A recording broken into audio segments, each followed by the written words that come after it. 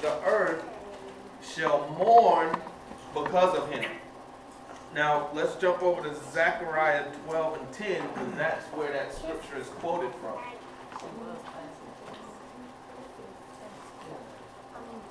And one of the great things, if you don't have this particular scripture, one of the great things about this scripture is everywhere there's a quote, it tells you where the quote comes from. If it's a direct quote, it's in bold letters, and it tells you exactly where the quote comes from. So that's an excellent study tool. Because the New Testament, and if you just flip through, anybody who thinks the New Testament stands on its own, just flip through, and you'll see dark all through there, because that shows you where it reflects back to the Old Testament. The New Testament is not of itself at all. I know y'all know that. But Zechariah 12:10. What we have in Zechariah 12:10 is where he was quoting from. A little bit on Zechariah, the 12th chapter is all end-time prophecy. It's prophecy about what's happening.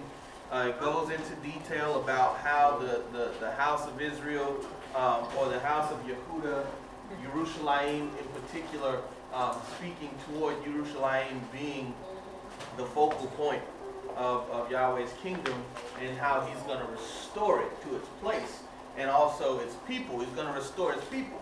Now, one thing about Zechariah is, in that reading in the 12th chapter, you can tell that he's talking to people that's outside of Yerushalayim. So that's where we come in. He's talking about the restoration and those of, and he says especially of Yehuda, that's outside of Yerushalayim. So talking about the restoration, it says bringing you back to your land. But in particular in 12 and 10 is where it was quoting from in Revelation. It says, "And I shall pour on the house of David and on the inhabitants of Jerusalem a spirit of favor and prayers. And they shall look on me," personal, "they shall look on me, whom they pierced, and they shall mourn for him as one mourns for his only son."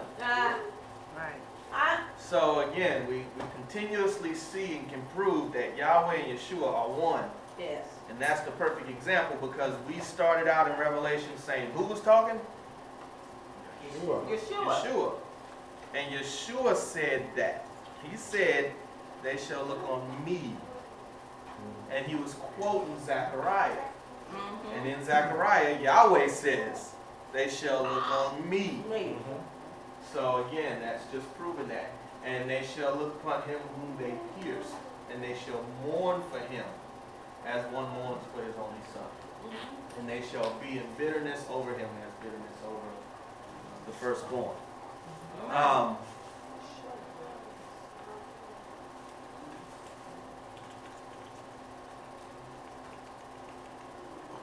All right, so now let's get into the 7 churches, because that's what's coming up next as we go down. 14, kind of what we talked about last week. I'm still clueless, but I think we're going to figure it out. Revelation 1:14. That's where it's talking. That's where it describes the white wool. His face and his head, or his head and his hair, was white as wool or as snow, and then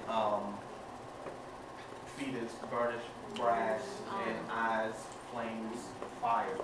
I think we will begin to understand more of what that is.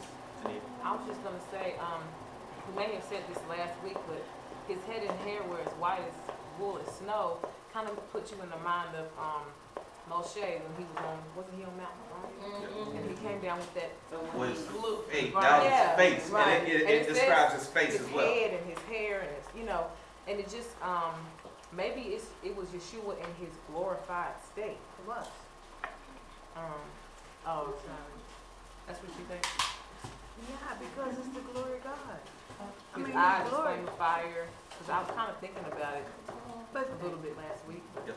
Okay, but that just that's just a plain description of what he actually looks like. The only thing I can't get with is the red eyes. That's it. Here's the full description.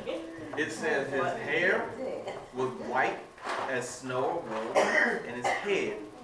And then it says his eyes were as flames of fire. Right. And it says his face shone like the light of the morning sun, or the strength of the day, Right. is what it says. And his feet as polished or burnished bronze. And his voice is the sound of many And waters. his voice has the sound of many words. So there's way more than just how he looks, because nobody has red eyes. You know what I'm saying? It's something else there.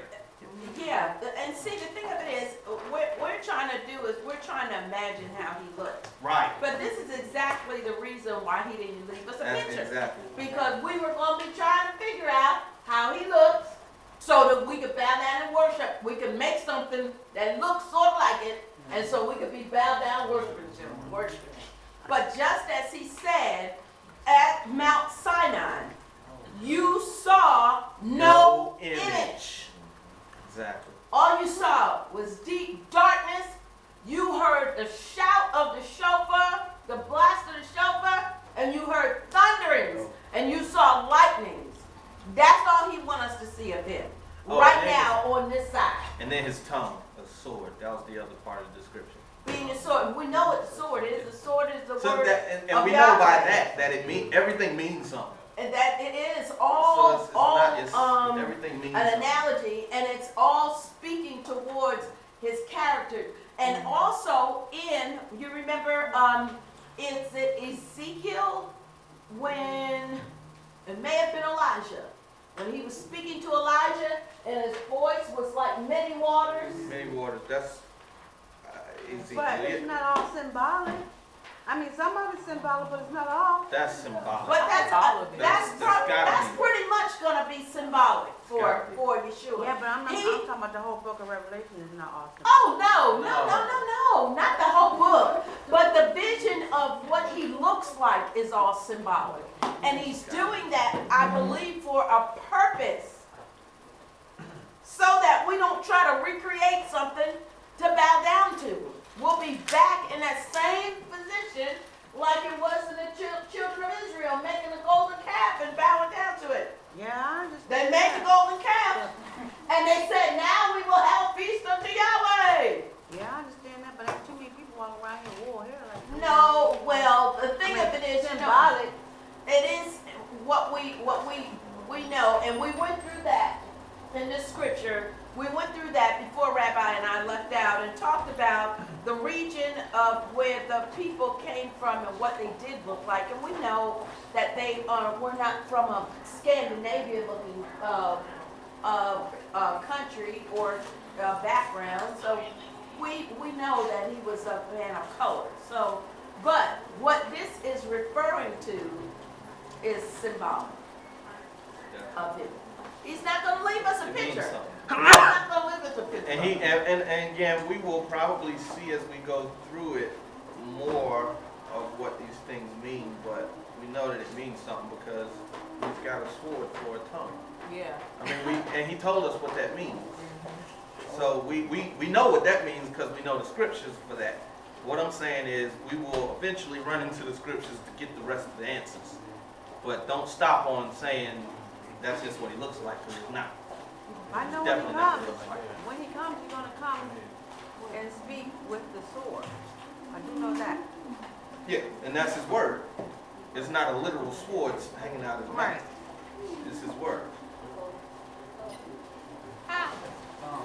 When I look at and read 13, 14, and 15, now, to me, not unless I'm just getting it wrong here, it is giving you almost a description. Now, it says, his feet, I'm talking about, I'm working way out, is like fine brass as it was burnt in a furnace. You see that little container you got right there, that's you can consider that fine brass. Take fire and put to it and then tell me what it looks like after the fire has been put to it. Now, again, he's talking about his eyes as flame of fire, but when you look at a black man, and I'm just going to come out and just say it because this is what I see. Now, look at an older black man. My dad is 86 years old, completely white. Now, and when it describes the ear that is on his head, it don't describe it as some long string, it says as wool. Now, if you put all of that together and go any place, I'm going to use Jamaica as an example, and you go to you see a elderly black man that hasn't been manicured and lives in King Palace and wears silky garment, that's been out in the field working, and when you look in his eyes, bloodshot. I had to put a drop in my eyes to keep him from looking red from time to time. No, I'll put that together. I put the color of the skin, I put the hair that is on his head, I put the high in the Bible as it is described, and then I put it together. I see a man of dark complexion, and whose hair was not long and stringy, but even as wool.